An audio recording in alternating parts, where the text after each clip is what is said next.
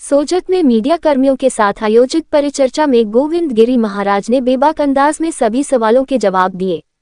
उनके वक्तव्य का केंद्र राष्ट्र निर्माण, राम राज्य की परिकल्पना और युवा चेतना रहा। श्री राम जन्मभूमि मंदिर निर्माण के बाद श्री कृष्ण भूमि से जुड़े प्रश्न पर महाराज ने कहा कि यह विषय अधिक जटिल नहीं है और इसका सकारात्मक परिणाम शीघ्र सामने आएगा। धार्मिक तीर्थ स्थलों पर प्रकृति से छेड़छाड़ के मुद्दे पर उन्होंने चिंता जताते हुए कहा कि प्रकृति का संरक्षण अनिवार्य है। विदेशी वृक्षों के स्थान पर बरगद, पीपल और नीम जैसे देशी वृक्ष लगाए जाने चाहिए और धार्मिक स्थलों की मर्यादा बनाए रखना सभी का दायित्व है। शिक्षा में धर्म और संस्कारों की भूमिका पर बोलते हुए उन्होंने कहा कि जैसे मध्य प्रदेश में गीता को पाठ्यक्रम में शामिल किया गया है, वैसे ही राजस्थान में भी ऐसा किया जाना चाहिए।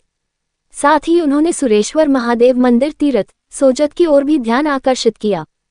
इबादतगाहों को लेकर पूछे गए सवाल पर गोविंद गिरी महाराज ने स्पष्ट कहा कि किसी को भी इबादत करने से आपत्ति नहीं है, लेकिन आताइयों के नाम पर किसी भी प्रकार का निर्माण स्वीकार्य नहीं होना चाहिए।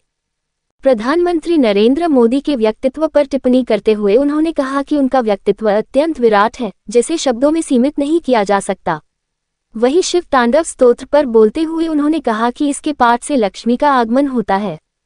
युवाओं को विशेष संदेश देते हुए महाराज श्री ने कहा कि युवा आवेश में आए बिना अपने जीवन का लक्ष्य तय करें और धर्म के मार्ग पर चलते हुए उसे प्राप्त करें। उन्होंने सोजत को संतों और तपस्वियों की तपोभूमि बताते हुए यहां आध्यात्मिक आनंद की अनुभूति होने की बात कही। राजनीतिक परिप्रेक्ष्य में उन्होंने प्रधानमंत्री नरेंद्र मोदी के नेतृत्व में देश और विश्व के कल्याण की चर्चा की और अमेरिका के पूर्व राष्ट्रपति डोनाल्ड ट्रंप की हठधर्मिता के सामने प्रधानमंत्री मोदी के निर्भीक नेतृत्व की सराहना की।